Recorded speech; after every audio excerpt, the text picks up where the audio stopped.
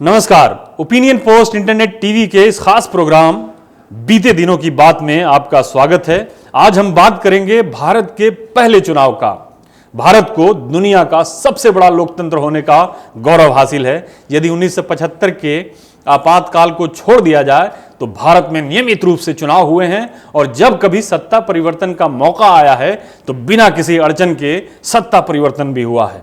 यह कोई मामूली उपलब्धि नहीं है, क्योंकि ऐसे कई पाश्चात्य समीक्षक थे जिन्होंने शुरुआत से ही भारतीय लोकतंत्र के बिखरने की भविष्यवाणी कर दी थी।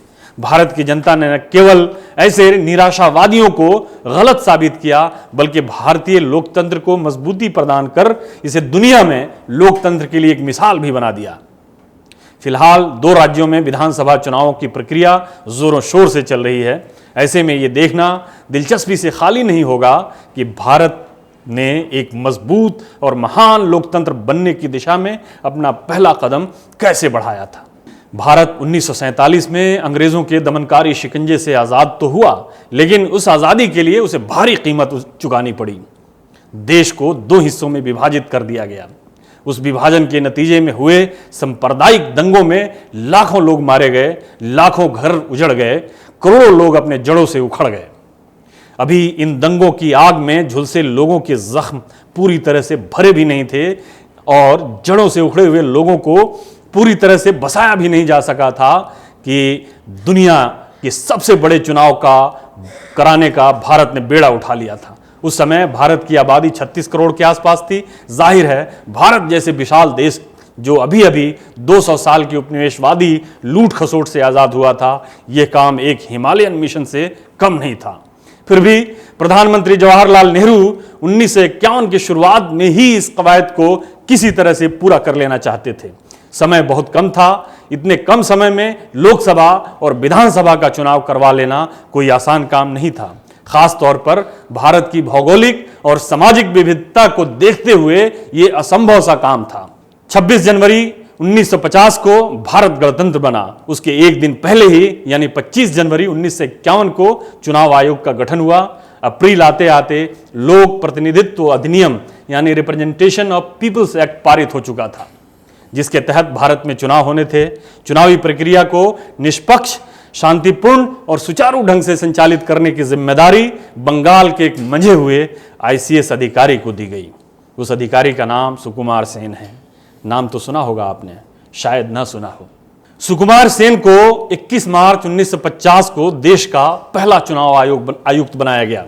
नेहरू जल्द से जल्द चुनाव करवाने के पक्षधर थे, लेकिन सुकुमार सेन एक यथार्थवादी व्यक्ति निकले। वो जानते थे इतना बड़ा काम आज तक भारतीय मूल के किसी अधिकारी ने नहीं किया था और न ही इतनी बड़ी कवायद किसी अन्य देश में हुई थी। उन्होंने नेहरू के सामने एक यथार्थवादी लक्ष्य रखा और यह तय पाया कि चुनाव 25 अक्टूबर 1951 से 21 फरवरी 1952 तक कराए जाएंगे। यानी ये चुनाव 4 महीने की अवधि में 68 चरणों में संपन्न होगी।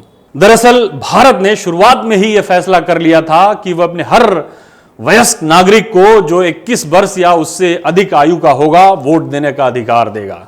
यहां चुनाव आयोग के सामने जो सबसे बड़ी चुनौती थी वो थी देश की 36 करोड़ आबादी में से 17 करोड़ वयस्क मतदाताओं की सूची तैयार करना।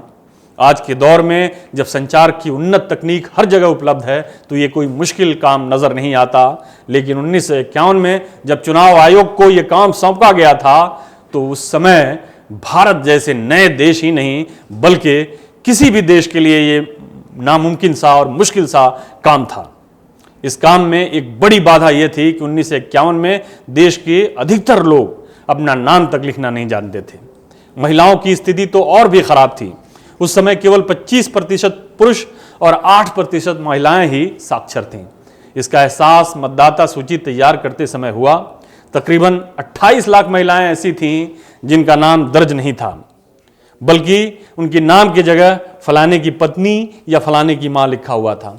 जाहिर है जब सुकुमार सेन ने यह तमाशा देखा होगा तो उन्हें बहुत गुस्सा आया होगा। इसी गुस्से में उन्होंने अपने अधिकारियों को हुक्म दिया कि सारे नाम काट दिए जाएं जो इस तरह से लिखे गए। बहरहाल इसका फायदा यह हुआ कि अगले चुनाव में इस तरह की गलती नहीं दोहराई गई। व्यस्क मताधिकार और मतदाताओं में साक्षरता के निम्न स्तर के कारण एक और समस्या खड़ी हो गई थी। अब तक दुनिया के दूसरे लोकतंत्र में होने वाले चुनाव में बैलेट पेपर पर उम्मीदवारों के नाम दर्ज होते थे, लेकिन यहां तो उल्टी गंगा बह रही थी। भारत में गुप्त मतदान करवाना था और 85% वोटर्स अपना नाम लिखना पढ़ना नहीं जानते थे। इस स्थिति से निपटने का तरीका यह निकाला गया कि हर उम्मीदवार को एक चुनाव चिन्ह दिया जाए। यह चुनाव चिन्ह प्रतिदिन इस्तेमाल होने वाले वस्तुओं या जानवरों के रूप में दिए गए। पहली बार अपने मताधिकार का प्रयोग कर रहे अनपढ़ वोटरों को और अधिक उलझन से बचाने के लिए हर उम्मीदवार के लिए अलग अलग मत पेटी बनाई गई थी, जिन पर उम्मीदवारों के चुनाव निशान चिपकाए गए थे। बाद के चुनाव में इसे बदल दिया गया और एक ही बैलेट पेपर पर हर उम्मीदवार का नाम और उसका चुनाव निशान दिया जाने लगा। यह प्रथा ईवीएम के दौर में भी जारी है। बहरहाल हर पार्टी और हर उम्मीदवार को अलग अलग चुनाव चिन्ह आवंटित किए गए। किसी को 2 बैलों की जोड़ी मिली तो किसी को उगता हुआ सूरज, किसी को शेर मिला तो किसी को झोंपड़ी, कोई हाथी की सवारी कर रहा था तो कोई ऊंट की। देश भर में कुल 2,24,000 मतदान केंद्र बनाए गए, 25 लाख मतपेटियां बनाई गईं, 62 करोड़ मतपत्र छापे गए। शांतिपूर्ण और धांधली रहित चुनाव करवाने के लिए तकरीबन 10 लाख कर्मचारी तैनात किए गए। उनमें से 65,000 पीठासीन अधिकारी, 2,80,000 सहायक और 2,24,000 पुलिस के जवान शामिल थे। मतदाता सूची तैयार करने के लिए 16,500 कर्मचारियों को 6 महीनों के लिए अनुबंधित किया गया। आज मतदान के दौरान जो स्याही इस्तेमाल की जाती है उसका आविष्कार भी उसी जमाने में हो चुका था। 1951-52 के चुनाव में एक अंदाजे के मुताबिक ऐसी स्याही के 4 लाख से कुछ कम शीशियां तैयार की गई थीं। आज भी चुनाव आयोग मतदाताओं में जागरूकता फैलाने के लिए अखबार, टीवी के माध्यमों का प्रयोग करता है। उस जमाने में यह काम रेडियो, सिनेमा, अखबारों से लिया गया।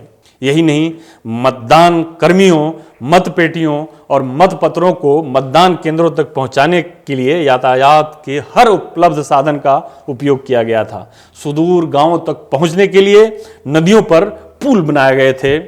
छोटे छोटे द्वीपों तक पहुंचने के लिए नौसेना के जलयान को भी उपयोग में लाया गया था। भारत ने एक बहुदलीय लोकतांत्रिक प्रणाली अपनाई थी। जब चुनाव हुए तो नेहरू के नेतृत्व में कांग्रेस सबसे बड़ी पार्टी बनकर उभरी थी, लेकिन ऐसा नहीं था कि नेहरू और कांग्रेस के लिए मैदान बिल्कुल साफ था। 479 लोकसभा और 3,283 विधानसभा निर्वाचन क्षेत्रों के लिए 14 राष्ट्रीय, 63 क्षेत्रीय दलों के उम्मीदवारों और निर्दलीय समेत तकरीबन 17,500 उम्मीदवार मैदान में थे। नेहरू को चुनौती देने के लिए जहां स्वतंत्र पार्टी के सी राजगोपालाचारी मौजूद थे, वहीं समाजवादी जयप्रकाश नारायण और आचार्य नरेंद्र देव भी ताल ठोक चुके थे। चुनाव में हिस्सा लेने के लिए नेहरू के कैबिनेट के 2 मंत्री दक्षिणपंथी श्यामा प्रसाद मुखर्जी और दलित नेता डॉक्टर भीमराव अंबेडकर ने नेहरू की काबीना से त्यागपत्र दे दिया था। चुनाव से ठीक पहले भारतीय संवैधानिक व्यवस्था में अविश्वास जता चुकी और सशस्त्र क्रांति का सफल प्रयास कर चुकी भारतीय कम्युनिस्ट पार्टी भी ताल ठोक कर चुनाव मैदान में 2-2 हाथ करने के लिए तैयार हो गई थी। लेकिन कांग्रेस की राह इसलिए आसान हो गई क्योंकि विपक्ष में कद्दावर नेता तो मौजूद थे, लेकिन चुनाव से पहले किसी तरह की विपक्षी एकता बनाने की कोई कोशिश नहीं की गई थी। हाँ, आज की तरह उस जमाने में भी विपक्षी दलों ने सत्ताधारी दल पर सरकारी तंत्र के दुरुपयोग की आशंका जताई थी, लेकिन कुल मिलाकर ये चुनाव शांतिपूर्ण और निष्पक्ष रूप से हुए। दुनिया में आमतौर पर 7 अजूबों को मान्यता मिली हुई है, लेकिन जिन परिस्थितियों में और जितनी जल्दी भारत में पहला चुनाव करवाया गया था, वो निश्चित रूप से दुनिया के अजूबों में शामिल करने के योग्य है। इस काम को सफलतापूर्ण ढंग से अंजाम तक पहुंचाने में यदि किसी एक व्यक्ति को श्रेय दिया जाए तो निश्चित रूप से चुनाव आयुक्त सुकुमार सेन होंगे। वो निश्चित रूप से इस लोकतांत्रिक प्रक्रिया के हीरो थे, लेकिन बदकिस्मती से आज उनके बारे में बहुत कम बात होती है। जब चुनाव आयुक्तों की चर्चा होती है तो ले दे के टीएन शेषन पर तान टूटती है। भारतीय लोकतंत्र आज जिस मजबूती के साथ खड़ा है उसकी बुनियाद 1951-52 में होने वाले चुनाव में रखी गई थी और उसमें सुकुमार सेन का बहुत बड़ा हाथ था। सुकुमार सेन की सेवाओं की अभी स्वीकृति इस बात से भी होती है कि बाद में कई अफ्रीकी और एशियाई देशों ने उन्हें अपने यहाँ होने वाले चुनाव के लिए विशेषज्ञ सलाहकार के तौर पर बुलाया था। इस तरह भारत में पहला चुनाव संपन्न हुआ था। अगर आपको हमारा वीडियो पसंद आया हो तो इसे लाइक करें, हमारे चैनल को सब्सक्राइब करें और हाँ, बेल आइकन दबाना ना भूलें ताकि आप तक हमारे वीडियो की नोटिफिकेशन पहुंचती रहे। आप अपना सुझाव हमें कमेंट बॉक्स में दे सकते हैं। हमारे साथ जुड़ने के लिए शुक्रिया।